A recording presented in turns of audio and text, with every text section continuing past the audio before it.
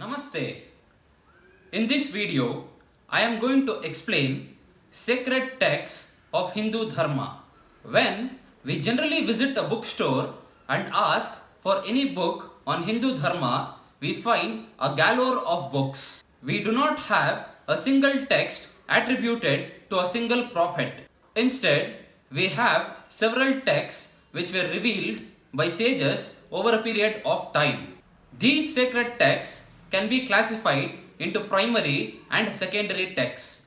Under the primary section, we can find Vedas, Brahma Sutras, and Bhagavad Gita as our primary texts. The most ancient and primary text for the Hindus are the Vedas. Their time of composition is uncertain. It is believed that Vedas are directly revealed from the Supreme Being, that is, the Brahman. It is also believed that these Vedas were perceived by the sages during their meditation and given in a written form and written into four parts called Rigveda, Yajurveda, Samaveda, and Atharvana Veda. It is undisputed that Rigveda is the oldest human document available on earth. The initial portions of these Vedas contain lyrical eulogies for different deities. Along with these, there are also described certain rituals called yajna in order to propitiate these deities. In addition, there are forms of meditation on various deities. This portion of Vedas deals with gods and rituals and what we now call a religion. This is what is referred to as lower level of truth. The end portion of Vedas are called Upanishads and their teaching is called Vedanta. Anta means the end or final word of the Vedas, and this is what is referred to as higher level of truth. The final startling conclusion of the Vedas is that the individual and the Supreme Being are essentially one and the same. The second part of primary texts are the Brahma Sutras. Vedas were composed a few centuries ago in Bharata. It was necessary to explain certain apparent contradictions and demonstrate a unity of thought in the Vedas. For this, the Brahma Sutras were compiled. These are aphoristic statements discussing important issues in philosophy as well as in religion. For instance, they discuss whether a god can be a personal god or impersonal entity. They also discuss whether there are several gods or one, or whether we have to worship all the gods or only one god.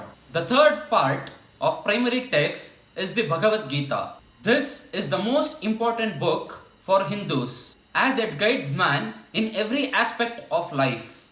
Bhagavad Gita is not an independent text but a small portion of the big epic Mahabharata. It has several long passages about statecraft, morality, religion, philosophy, administration, and duties and obligations of an individual. This Bhagavad Gita was narrated by Lord Krishna to Arjuna on the battleground of Kurukshetra. It is considered a compulsory reading for every Hindu if one desires to have an idea of the central doctrine of the Vedas. Moving on to the secondary text, there are two kinds, Itihasa and Purana.